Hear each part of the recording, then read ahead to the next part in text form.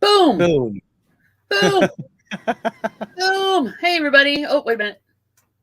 There you go. Messing with TC here, kids. Welcome, everybody. Sorry about that. I started with the wrong intro. I realized after it started, I'm like, wait a minute, that's wrong. That's the old one. I know, that's the old one. So you got a taste of the old one as well as the new. But hey, it's just you and me right now, and whoever happens to be popping in, there's at least 3 of us watching. So welcome, everybody. Thank you for coming in. This is Finding Your Music Mojo with me, Dawn from Two Hip Chicks, and this guy, TC. Yep, I'm TC from TKR VideoCentral. And yes, he is. And he's gonna be quiet today. He's not gonna say anything. I'm not talking. You're gonna have to do all the talking for me. My hair's coming out of my hat here. I definitely need to go get a trim or something. Have a bad hat day and a bad hair day. That's what I'm. Welcome, everybody. Today's topic is going to be novelty or comedy or what, there's different types of novelty, I guess, records. What else do they call them, TC? There's all different types of novelties. There's novelty songs encompasses comic songs, break-in songs, parody songs. It can be anything that's funny. Yeah. Or not necessarily funny. It might just be a takeoff on something. Yeah, true. Or just, there are original ones, and then there are like parody songs, like Weird Al's parody. Yeah. But he also does original numbers that are fun and funny. So yeah, I'm going to let people kind of filter in. Mary's here. She wondered what happened at the beginning. I screwed up, honey, and I hit the wrong button. I take full responsibility for screwing up and hitting the wrong button. And it's not like I didn't have it lined up in the right spot, too. I just went down too far and found the old one. I love this song, though. You did a good job on the second one, too. So, hey, I appreciate it. Oh, thank you. The reason Mary is blaming my wife here, Mary's the one who came up with this idea. So I'm sure she has a few in mind. Because especially at this time of year, you've got when the major holidays, the end of the year holidays roll around, there are more, I would think, outside of political humor, there are more novelty type songs done than probably any other time of year. Right. And there's not Christmas is first, and then Halloween, and then it's the rest of the time. Yeah. Hey, Jennifer, welcome, sweetie. I'm not sure how many Easter parody songs are. Because I guess you're walking Christmas is safe for some reason, where maybe Easter isn't. I don't know. It's just I don't know.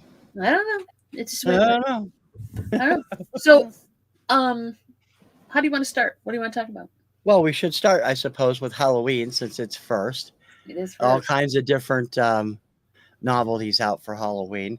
I did a whole week or 2 of them last year on Obscuria. Halloween Screams. We're gonna put a link in when we're done too. We should put a link into the playlist. Yeah. Cool.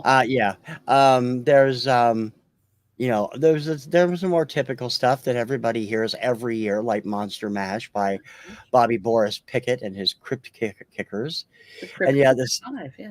Got stuff like the Martian Hop by the Randells, I think was the original band that did it. And then you have some of the more harder to find and not likely to hear today, like Dinner with Drac by Zachary. Right. John Zachary. 2 copies of that so far. Yeah, I bought one. You got one of them, and the other one I found a while after that. I'm like, hey, look, another Dinner with Drac. I actually might have got. Did you put that one on Whatnot too?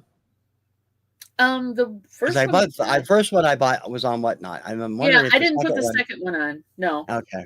I try not to duplicate on Whatnot. Sometimes it happens by accident, but yeah, I might stick it in a Halloween lot or something at an auction, but I probably wouldn't put it back on Whatnot unless it was a much better copy. But I don't think it was. It was probably. Heck, what year did that come out? 50. Zachary was 57 or 58. It was so before Monster Mash. So Monster Mash was 1960, and then again re-released in 63 and 73, and it was a hit every time it came out. So and Dr. Demento didn't hurt that at all. I'm sure. Well, there you go. There's the preeminent source of novelty music. That's right. The doctor is Ed. The doctor.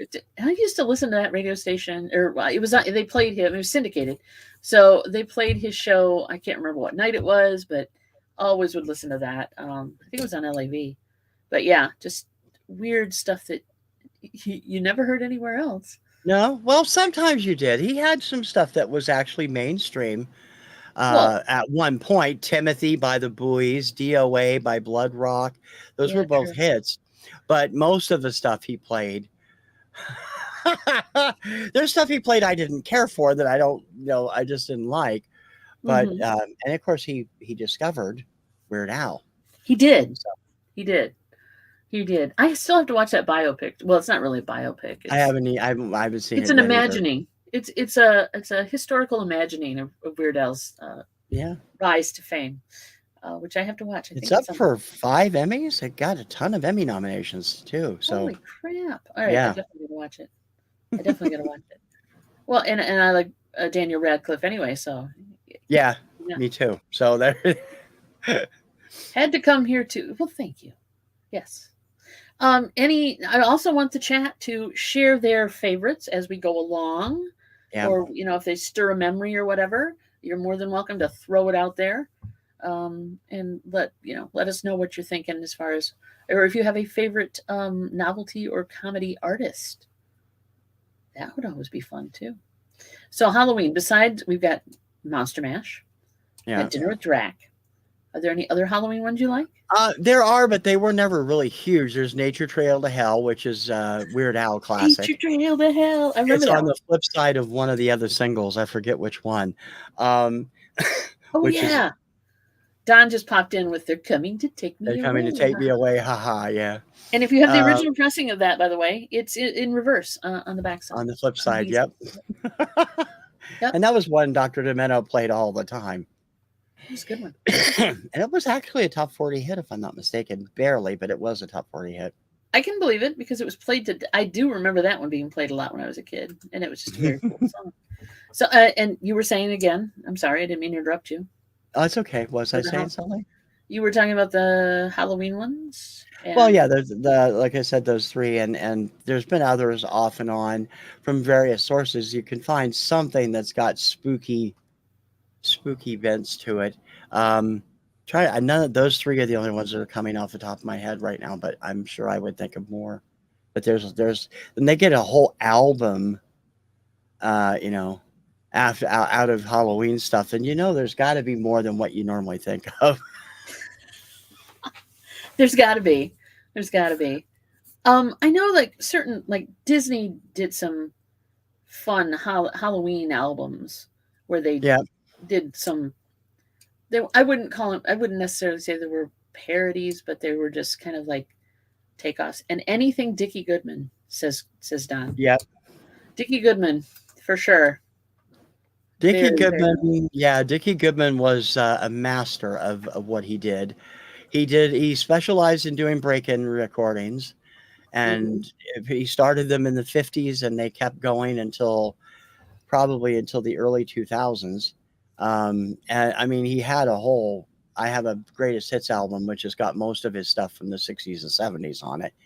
But he did a lot of political stuff, a lot of non-political stuff. He did the whole series of cut-in records from the 70s that were all involving Watergate and such. Yep. And then he did Kong and Mr. Oh, Jaws and Kong remember and Mr. a whole Jaws? bunch of those. And of course, when he started, he was doing the Untouchables. The Touchables in Brooklyn, I picked up from you on The Whatnot. Touchables, yeah, for Yeah, sure. he For was sure. funny. Ray Stevens is another one Don's coming up with yeah. Yeah, Ray Yep. is Ray is Ray is Ray is Ray's Ray is Ray. Ray is Ray. The Streak is probably his biggest hit, right? Probably. Yeah. I think of his novelty songs, I think his overall biggest is still "Where Everything Is Beautiful," but he did Right. "The Streak" was his biggest novelty song. Although, when I was a kid, I lived in a small little town called Utica, Ohio, for a while, Uh-huh. from when I was 6 till I was 9 or so. And there was this little convenience store down a couple blocks from us. And they had a little store in the front and an area where you could sit in the back with a jukebox and a pool table and drink Oh, machines sweet. and stuff. And so my stepfather and I were in there one day, and he was talking to the lady who was a friend of my mom's that ran the place. Gives me a quarter, goes back, and here, go play whatever you go play something on the jukebox. So I'll come get you. It was the only time I've ever played the same song 3 times in a row. Which I played was Guitarzan Guitar by Singing. Ray Stevens. I was Yeah. 6. I loved that song when I was 6. It was a great song. That and I think didn't he do Ahab the Arab or something? He did. Ahab Not the exactly Arab. politically correct now, of course. No. And then there was a camel one too. He did another camel one, I thought. I can't remember the name of it now. Yeah, he did. Along Came Jones was one that Along I Came picked up Jones. from him, and The Streak, and of course The Streak is way best known, and of course the '80s. After laying low for a little while, he came back with Mississippi Squirrel Revival, and I love is it? that one. Yeah, It's Me actually, Again, Margaret, which I don't really care for. And in between, he did Hen House 5+2, which was that Ray one. singing like a bunch of chickens.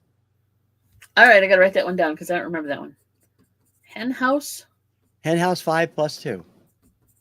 They did a remake of In the Mood. In my head, I can picture that. Yeah, exactly. Exactly. All right, I got to check it out. I'm checking. I'll send it to you. Making a list. You'll sing it to me? I'll send it to you. Oh, you'll send it to me. Oh, gosh. Lucky me. Ombre. Okay, what do we got here? Wait a minute. Yes, we're at 666. Thank you, Jennifer. We wanted to be that for Halloween, and we got it. So there you go. Woohoo! All right. Don says the Ombres, Let It All Hang Out. Yeah. Now that one's one I'm not familiar with. I'd have to go listen to it. So that one I have that. heard, and it's fun. It's fun. Let it all hang out. I remember that one. So so that was Ray Stevens. I had brought up. Well, we're still doing. Are we? You want to just move on to holiday? Or we can do whatever, however we want to do it. What do you guys want to talk about? Yeah. So we were talking at the end of the year is the time when this stuff comes out, or was more popular than doing like Easter songs. But the Twisted Christmas ones, the Bob Rivers, that one. And I think I first heard him on Dr. Demento, but I'm not sure. Mm-hmm. It's been a while. He's had like 4 or 5 albums, you said. Yeah. And and he's being inducted into the Radio Hall of Fame this year, actually. Is he really? Yeah. Interesting. At least it's not the Rock and Roll Hall of Fame. Yeah. We'll talk about that later. For sure. Hello, everyone. Hey. Johnny's here in his Fur Baby channel. Welcome, dear. Welcome. Cajun Roots Fur Babies. There you go. Thank you for coming in, sweetie. We're talking about novelty songs. What is your favorite novelty song? It doesn't matter if it's Christmas or not. It could be anything. Wildflower's here. Welcome. She's coming in. Hello, everyone. Don also brought up My Ding-a-Ling. Yes. That one, number one hit. But that artist wasn't really known for novelty songs. No. Well, no. Well, no. Yeah, no, maybe. Christina's here. Welcome. Hit that thumb. Thank you so much. Welcome in. Thank you for coming in. So yeah, My Ding-a-Ling was fun. It was a audience participation song, the original that I heard of it. Yeah. The audience sang along. So that was fun. But so the what is do you have a favorite Bob Rivers selection? You said that some of those could be. I'm partial to Chipmunks Roasting Over an Open Fire, but Kim won't let me play it. Why? Because it's very offensive in places. Well, yeah. Yeah. But it is quite funny. The first time I heard it, I was on the floor. I like the 12 Pains of Christmas. I like that one. Yeah. That's just Kim's because favorite, actually. She loves that one. And walking around in women's underwear. walking around in women's underwear is going to be my next one. You walk through the house singing that at Christmas, and people just look at you funny. I'm sure my mother's going to give me a look when I do it again this year. Yeah, I love that one. See, it My doesn't work. favorite one. It doesn't work for you, Dawn, because you are a woman. I know, but That's it's the still, whole point. I do weird things at Christmas. What can I say? Yeah, but singing the song is still funny. Carol, welcome, hon, welcome. And then there was Hi, Carol, and what everybody else else. I keep flashing on chestnuts roasting on an open fire, but that's not one of them. Trying to think what the other one was that I sing around. I mean, he's not the only novelty act to come out at Christmas. Of course, the real Christmas novelties started in the 50s with Nuttin' for Christmas, and I Saw Mommy Kissing Santa Claus. And then every decade, there've been a few, the Chipmunk song, and there was a second Chipmunks Christmas song, too. I can't remember what it was. And, of course, Snoopy's Christmas from Snoopy versus the Red Baron Christmas. Right. There was two. So they've had Christmas all the way through. And then, of course, in the 80s, after 86 or so, you couldn't get away from Grandma Got Run Over by a Reindeer. And you still can't. They stopped playing it up here for the most part. You don't hear it nearly as much as you used to, because people were like, that's really offensive. Don't play that anymore.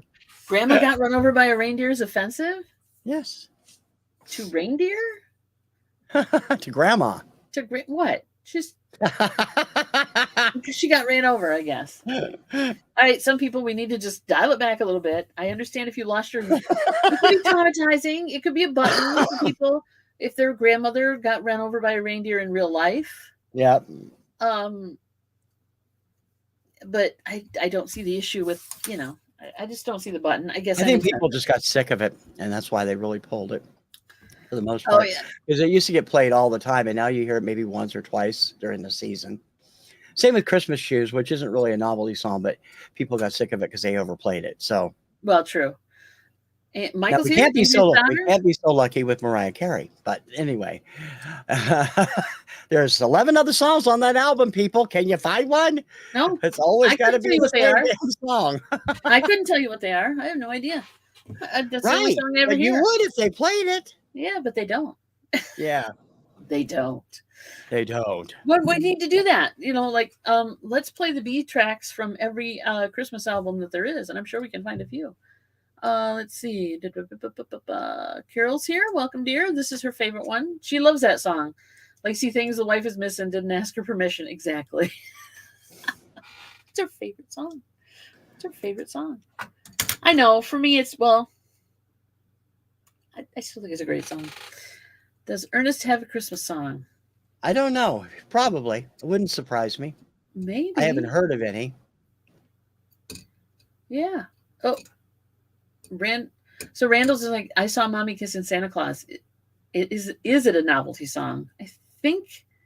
I sort of think it is, because it's done from a child's perspective, but but not as much as Nuttin' for Christmas, which is definitely a kid's novelty song.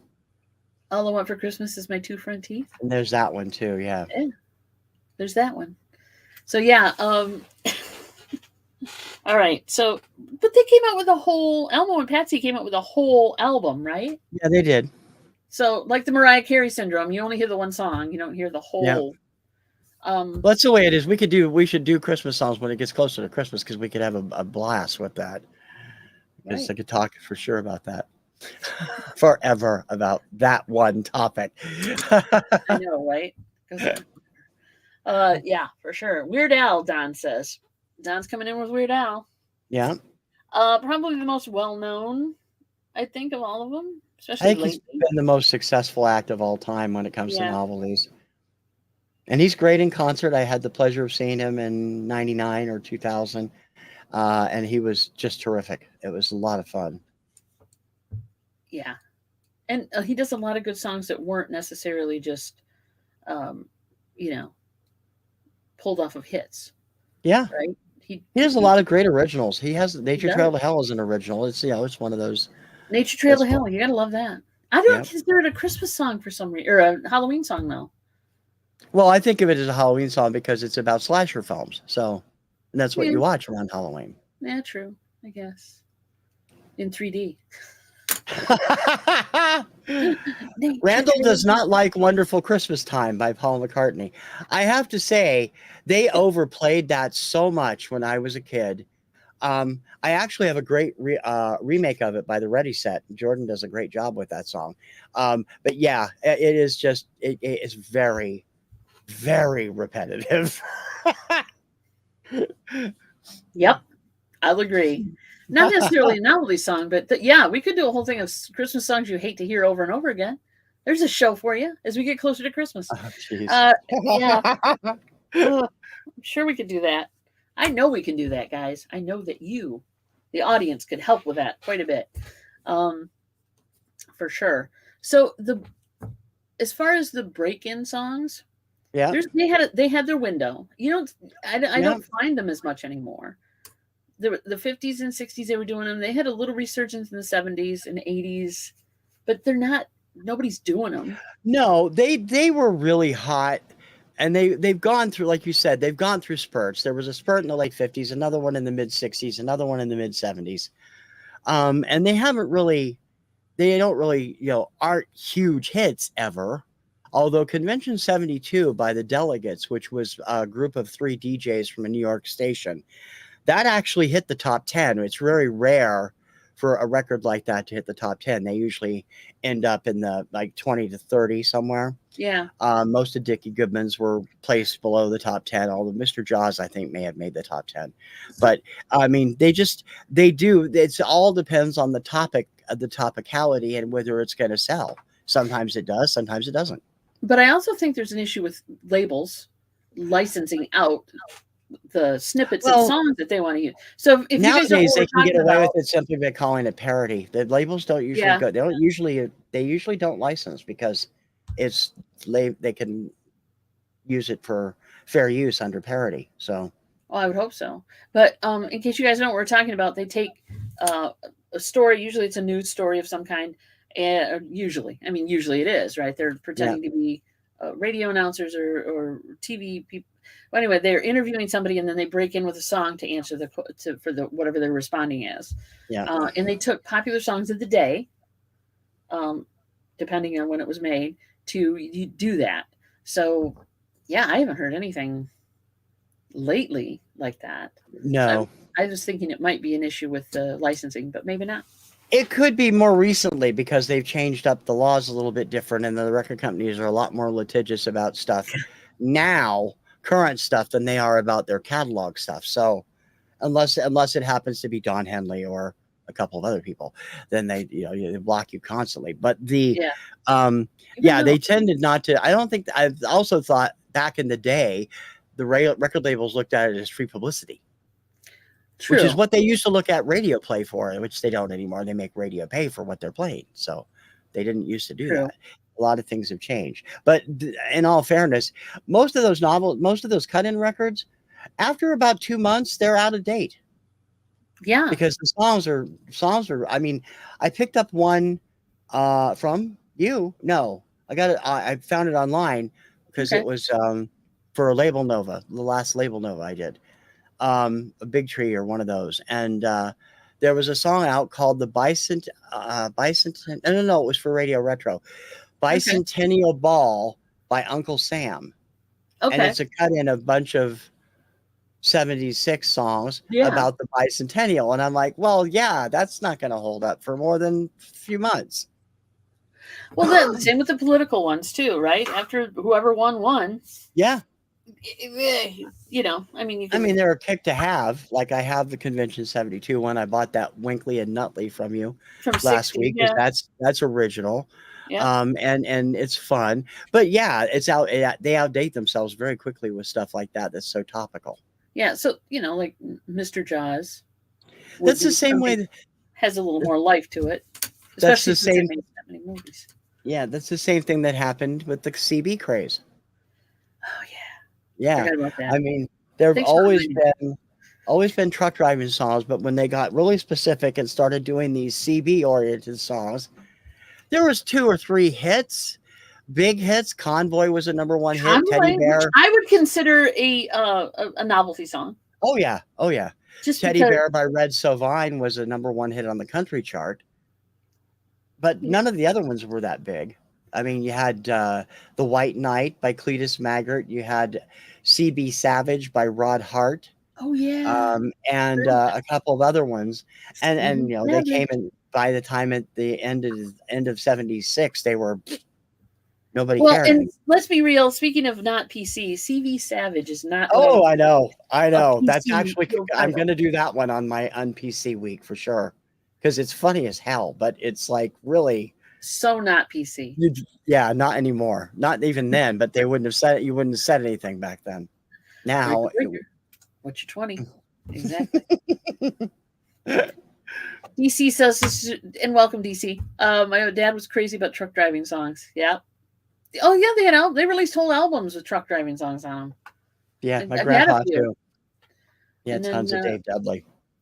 Michael's talking about Land of Confusion still a masterclass video. It's very good. It's the puppets were interesting. Yeah.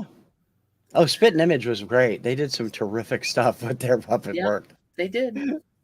They did indeed. In a short time. We got a long way to go and a short time to get there. Exactly.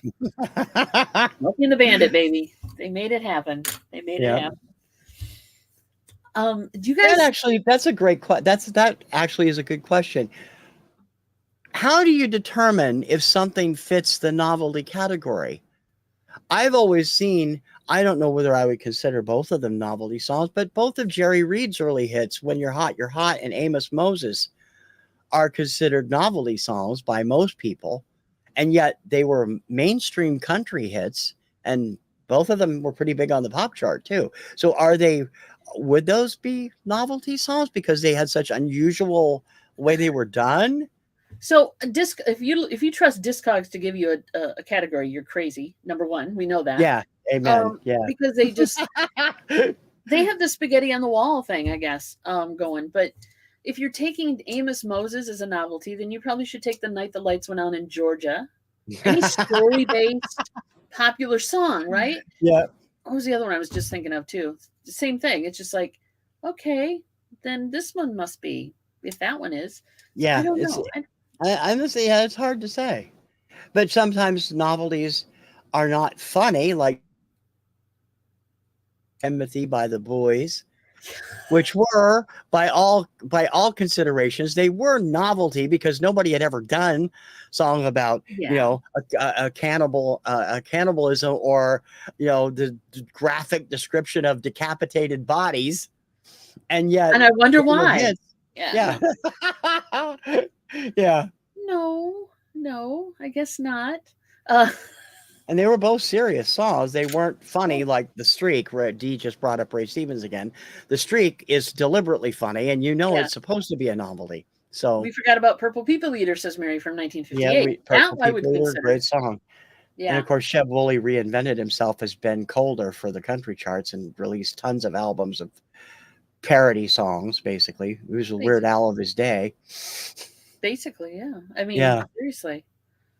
I said, DC says definitely Jerry Reed, Ray Stevens. Yep. We were talking a little bit earlier about Ray Stevens. Multiple hits, multiple novelty hits, really, which I love. Who else are we forgetting, guys? Let us know. But yeah, that would be the other thing. Do you consider some of those that we mentioned novelty songs or comedy or whatever? It's just, it's odd. So like, novelty is something that's not done by, how about the entire bands that are novelty? Monkeys. Partridge. I don't consider that novelty. Those bands, all three of those and many others, are what I would class as prefab. They are fabricated for a television series or a movie in some cases, like Spinal Tap. They aren't really a band, or if they are a band, they're doing it after everything took off. Like the Monkees did.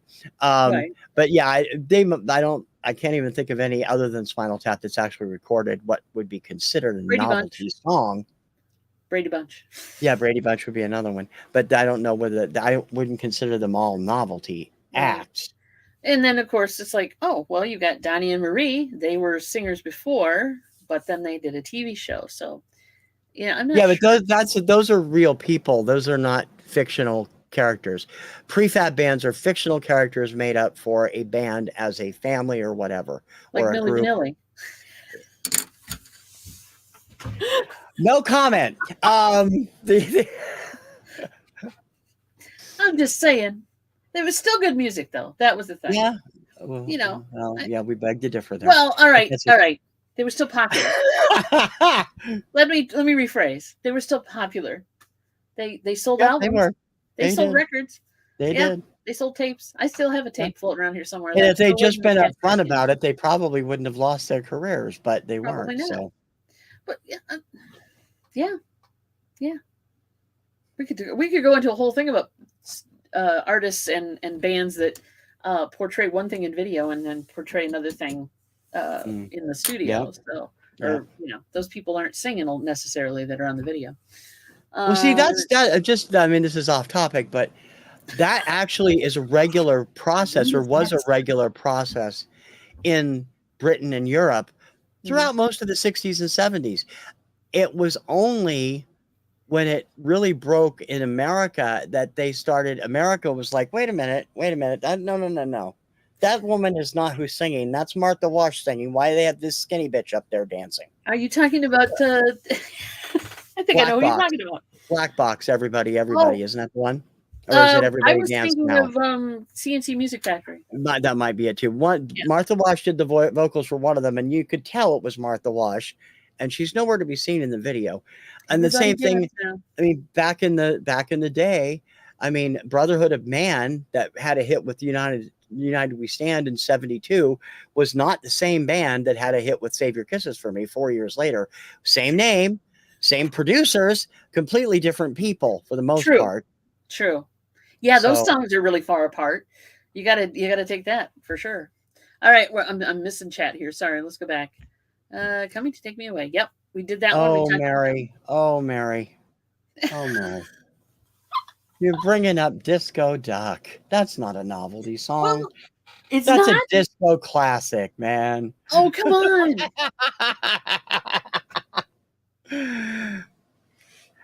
Yeah, Rick Dees was funny for a brief period of time, and then and then he got his own radio show. Yeah, he pretty much became a national star, and that's when he ceased being funny. But he's great at DJing. He's a great DJ, great host on his countdown show. So Disco Duck is a classic. I'll give you that. Oh yeah, it's a classic. It's a novelty song. It's a disco song, and most of the people who hate it don't get the fact that it's supposed to be a parody of disco, totally. Which they don't get.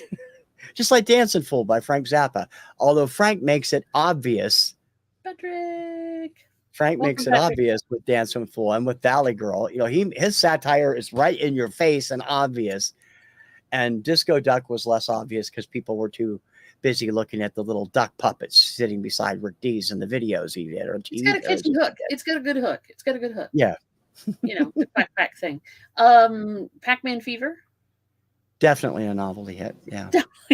Now we're just saying yes or no at this point. They were great. I mean, Buckner and Garcia, they did some great stuff on video games. They did a great E.T. Tribute called E.T. I Love You. Was not hopefully for the video game because that sucked. No, it was from the movie. It wasn't connected to the Pac-Man Fever album. Good. And those were all fun. They were really good at writing fun songs about video games. Pac-Man Fever's a blast. And it hit the top 10. Obviously, it did well. Don has a Peppino, the Empanino mouse. Did I say that right? I've heard of that. I've never heard the song, but I have heard of it. Unless Dr. Domino played it and I've forgotten. I'm going to write it down so I got to go check it out, buddy. Thank you. Oh. Mary, stop pulling this terrible crap out. Rappin' Rodney. What? Rappin' Rodney by Rodney Dangerfield. I have the single of that. I actually have the single of that. No. And Dancin' Johnson by Bill Saluga, which I No, played. Dancing Johnson. I like Ashley. You can call me Ray. Yeah, I like Yeah, the that Dancing was hilarious. I love that one. the Macarena. Was that supposed to be a novelty type thing? I think some people might consider it a novelty because of the dance aspect and because of the remix that they did that was a hit here in the States with the girl doing the rap, the comical rap about her boyfriend and how she's cheating on him. So yeah, I would see where some people would class that as a novelty. I wouldn't, because I like the original better, which doesn't have the American English rap in it. It's just straight Spanish, and it's a better song. But Well, yeah, I would agree. I like both of them.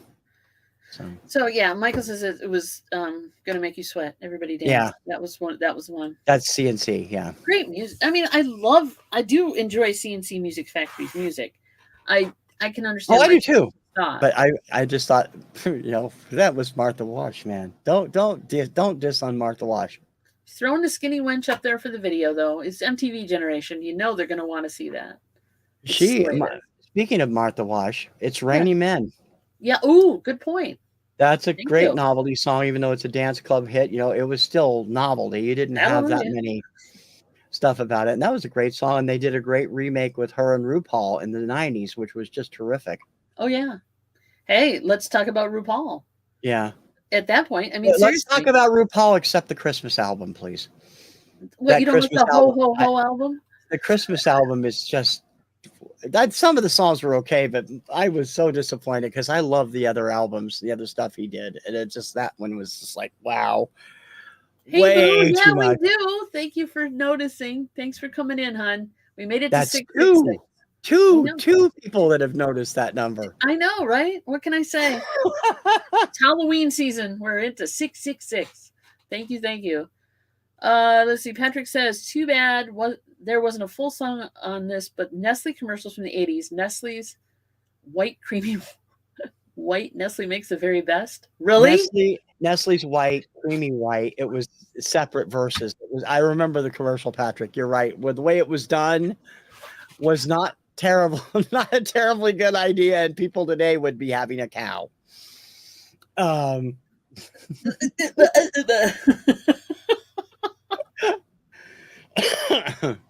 the bear. The bear? The bear? Question mark? I'm not sure. The bear? Itsy bitsy teeny. Yep. For sure. Anything with that? Definitely. Yep. I would definitely call that a novelty song for sure. It was the most dramatic commercial ever made. I don't know. Okay, maybe wrong quote, but yeah, he knew it though. That's the thing. It's stuck in his. I remember that commercial without question. It was all over Saturday morning TV, and when I was watching when I shouldn't have been because I was in my mid-20s. But I remember that commercial. It's okay. We don't judge. Hey, Larry. Welcome. Hey, Larry. Welcome. We're talking about novelty songs. Plus, we're all over the board tonight. We're talking about all sorts of things.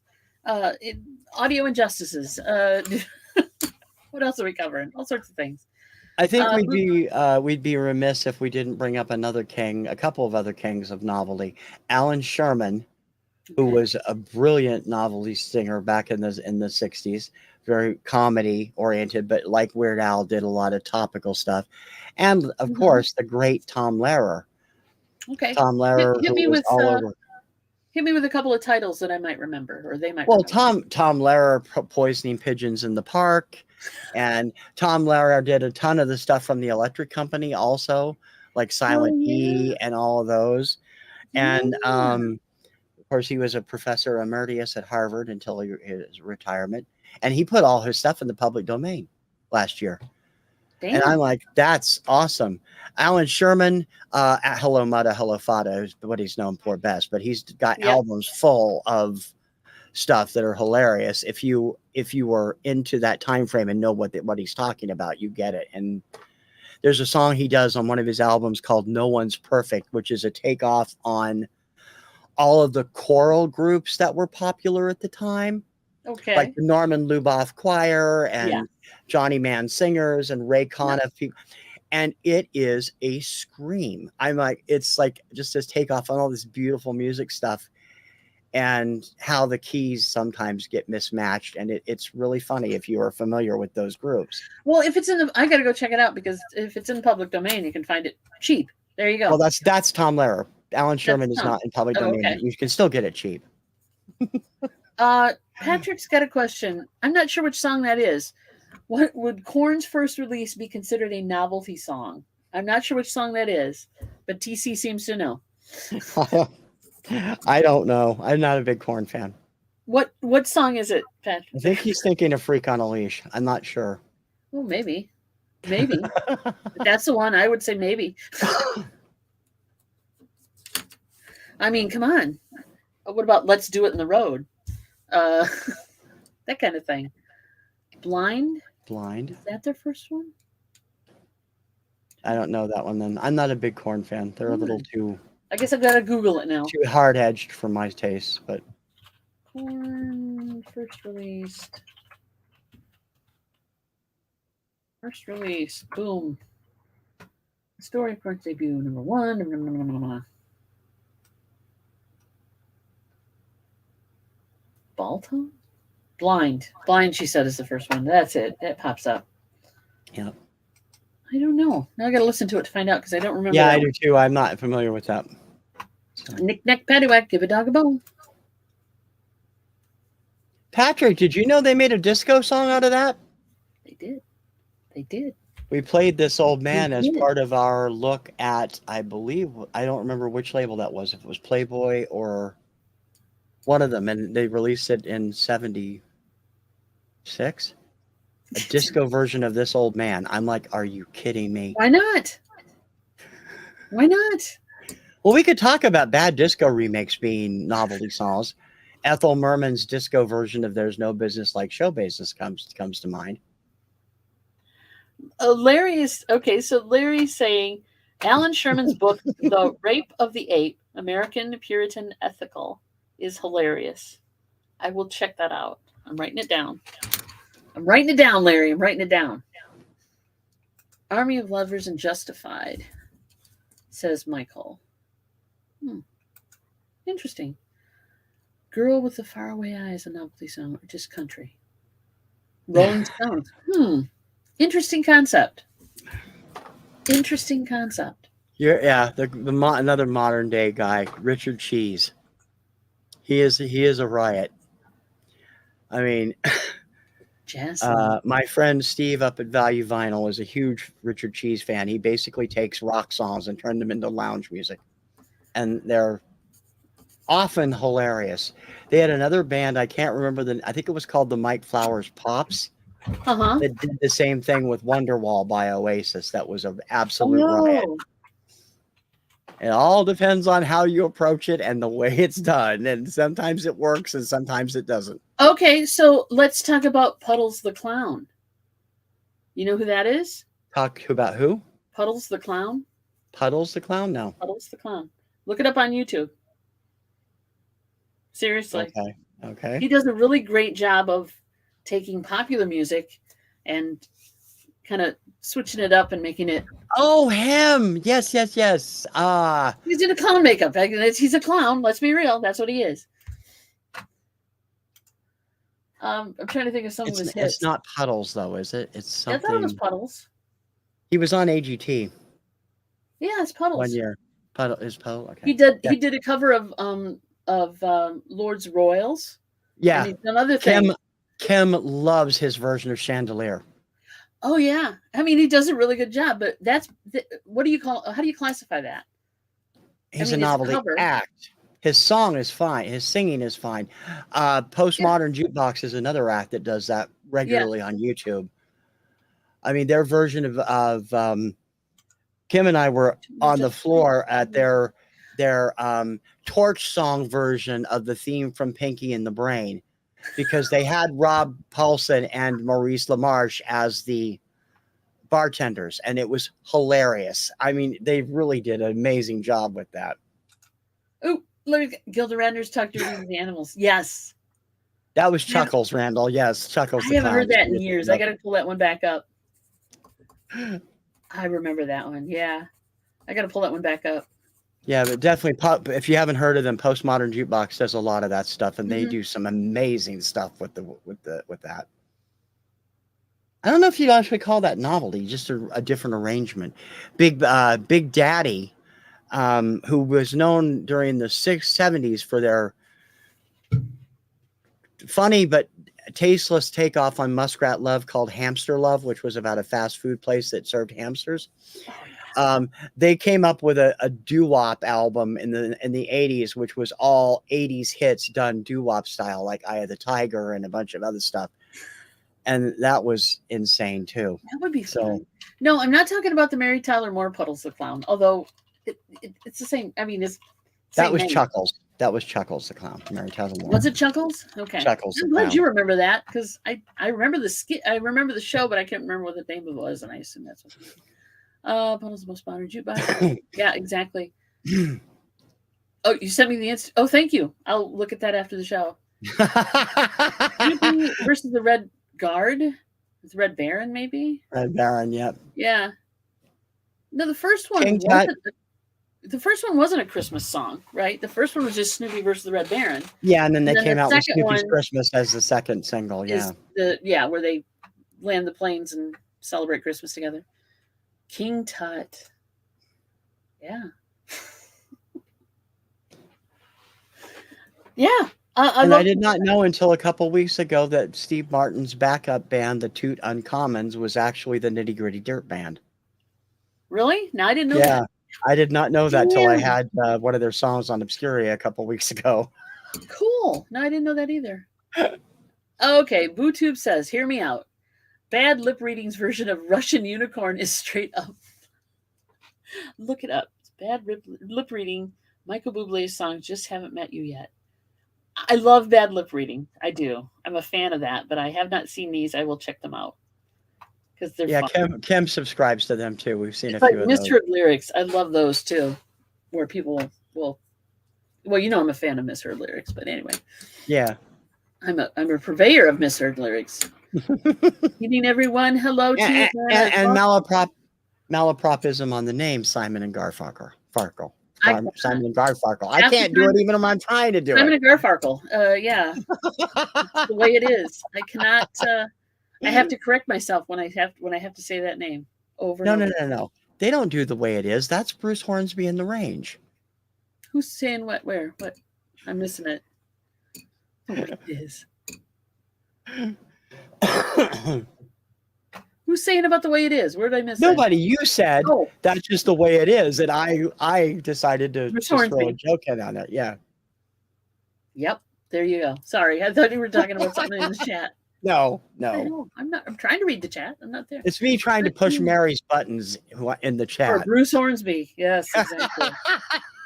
Now, here you go. Speaking of pushing buttons, would Nico be considered a novelty? Certain songs probably would be. Okay. I mean, they literally, their first hit was a takeoff of Star Wars. It was an instrumental version, a disco version. I don't know whether that would be actual. Yeah, I don't know whether that would actually be a novelty, and yet Wizard of Oz might be because of the way it was done, and so would Summer '81, which was their takeoff on the Beach Boys stuff that they did. But most of his stuff, I think, would just be no different than like a beautiful music act, like 101 Strings doing a different arrangement. It's just his arrangement of it. Although you can't say the same thing about what could you get a Wookiee for Christmas, which was definitely a novelty song. And R2D2 We Wish You a Merry Christmas, which features the very first live vocal of John Bon Jovi. There you go. Just interesting. I didn't know that either.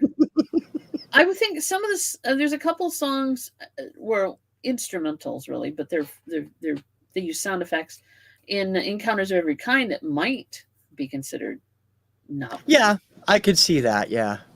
I was thinking of you when I was filming that. Ah, okay. But then again, something like that might be along the lines of the Mystic Moods Orchestra, which also uses sound effects in their regular, beautiful music stuff. So. Randall saying Spinal Tap. Tap. All in the eye of the beholder. The bigger the cushion, the better the pushing. The bigger the cushion, the better the pushing. I agree. Any Spinal Tap. Any Spinal Tap. Any. Well, it's like that. I haven't listened to it yet, but it's like that record that showed up in my mystery box. Don't Push It, Don't Force It by Leon Haywood. I'm like, do I really want to know what this song is talking about? Inquiring minds want to know. You need to do a whole show just to obscure you on that puppy there for sure. I think so. Vic Venus, a Dickie Goodman tribute. Interesting. I will check that out as well. Mm-hmm. I will check that out as well. I love this show because I get to take notes and find all sorts of things to listen to. You guys are great. Thank you so much. Thank you so much. There was something else, of course, I can't think of it now. Well, it'll come to me again. It'll come to me again. All right. Has there anybody who's coming in with Shatner? Good God. Yeah. Shatner is not novelty. Shatner is torture. Shatner, come on. I love the guy, and he has a brand new album out that's actually getting good reviews because it is a spoken word. It's spoken word with Steve Vai doing the guitar work with him, and it's actually for charity, and it's getting good reviews. It's a lot of science oriented stuff. It's not pop stuff. They're original songs, and they're really good. Do you think that is now? But William Shatner, is that classified as a reimagining, or is it a novelty? Because of the way he does it, I would class it as novelty. Okay. In that case, then, what about Tom Jones doing Kiss? Prince's Kiss.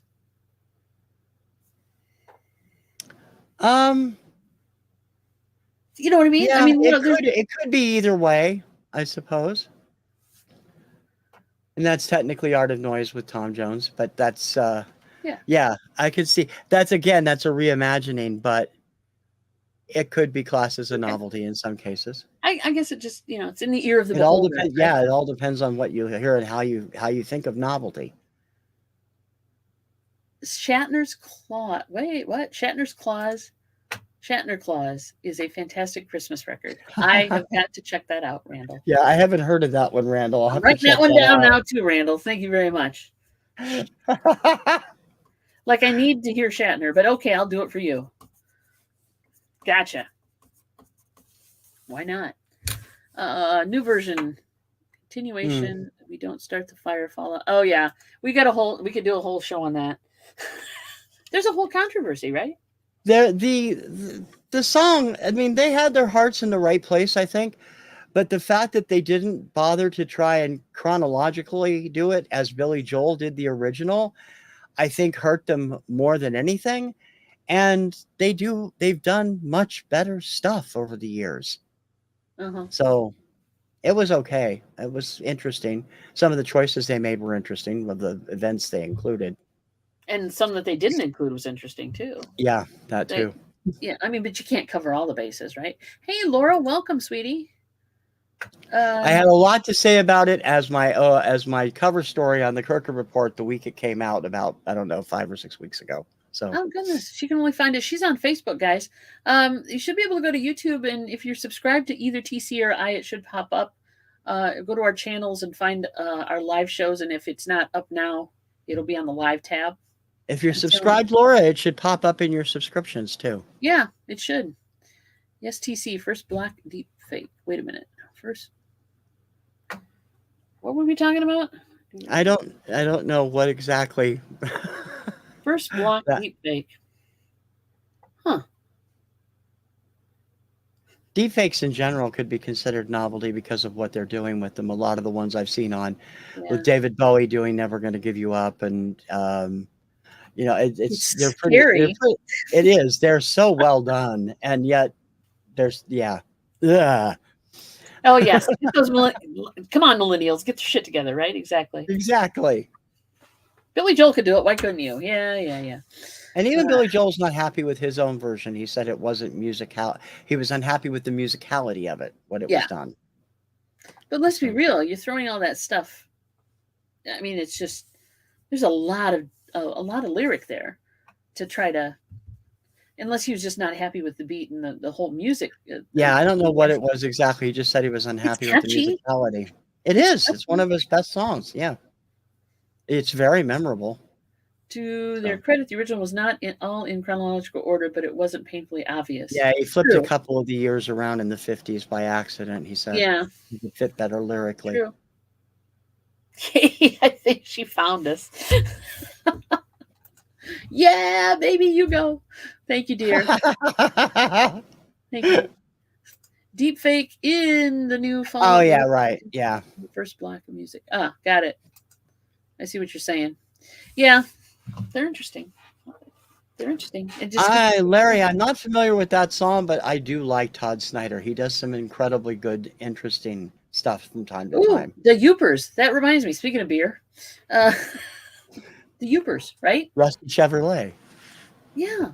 First and second week of deer camp. Second week of deer camp, exactly. Take off, hoser, the whole 9 yards. That does, yeah. I mean, that's two different references, but you get my point. Yeah. Anything Saturday Night Live. Okay. I think Billy Joel ripped off "It's the End of the World as We Know It." Really? Because of that song, you think? I think the idea was there, probably. I think the idea for all of them came from "Life is a Rock, but the Radio Rolled Me" from 1974. So it's not it's the same basic song. Which is a novelty song. In itself, yes, it is. It is. Yeah. Well done. Tracy Ullman's remake was great too. So I didn't hear her remake of it. It's on her I Broke My Heart at 17 Places album. Oh, okay. I'll check it out. But yeah, that, speaking of being lyrically heavy, holy crap.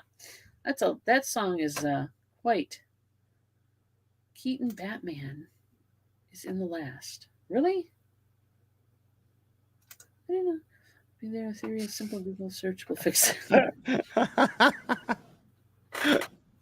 Gotcha.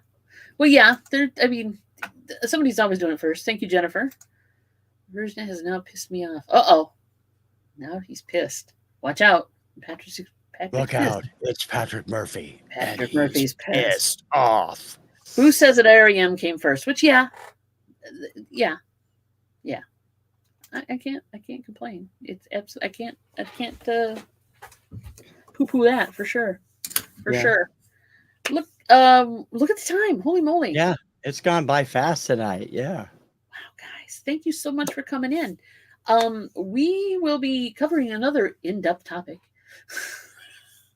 And we'll deviate from that topic as we usually do. Every 2 weeks. The next one will be on TC's channel. We would love to hear from you guys. If you have a topic you'd like to discuss, please hit us up with a comment after the show runs. We will be glad to entertain your ideas. Always. Suggestions, for sure. TC, what are you up to this week? I'm up to a lot. I have shows every day practically. I have Obscuria every day at 11, and I have other shows where I talk about other things every day, usually at 4. I probably won't get up Tuesday and Wednesday this week because I'm doing other things, and those 2 shows are going to be back in a week or 2. But Thursday I do Flashback Track, which are #1 songs on my chart, and Fridays is Label Nova. I hope to be able to get this week's done. Doesn't look too difficult. I may have trouble finding all the songs. And Kirkham Report and the Power 2000 countdown on Saturday, and the Radio Retro countdown on Sunday. Plus more coming. I have a big announcement coming around the 1st of the month. Ooh, I can't wait. Was Tracy Ullman's hit song meant to be a novelty?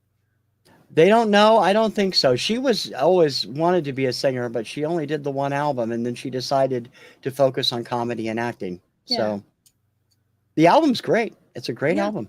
I agree. Thank you, Randall, for coming in, and everybody. Mary and I. Go ahead. Oh, I was going to say, Mary and I will be doing our shows Tuesdays and Thursdays, noon Eastern time. As you guys are aware, hopefully, if not, come on in. We do a show called Chick Chat, noon Eastern time, Tuesdays and Thursdays. And then, of course, we're on Johnny's Hump Day auction which starts at 1 now. So if Cajun Roots Reseller channel, be there. We will have 45s and other things as well. Of course, let's not forget Tuesday night.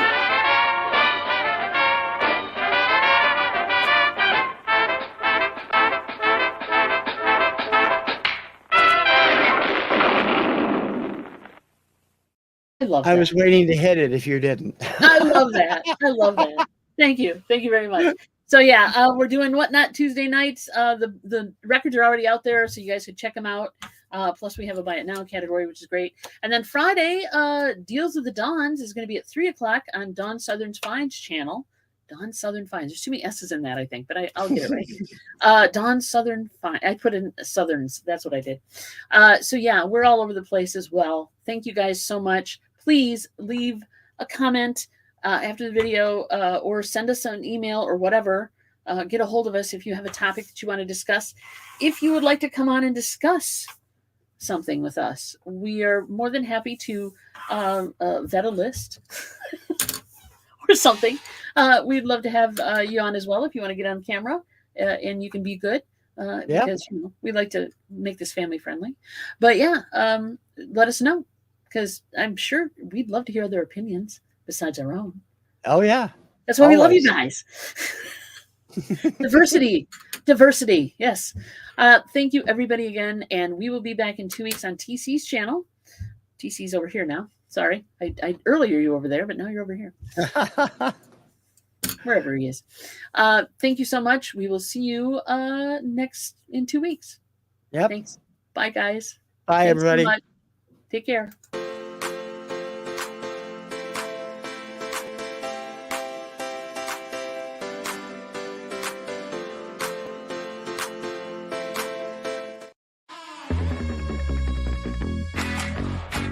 Do hip kicks.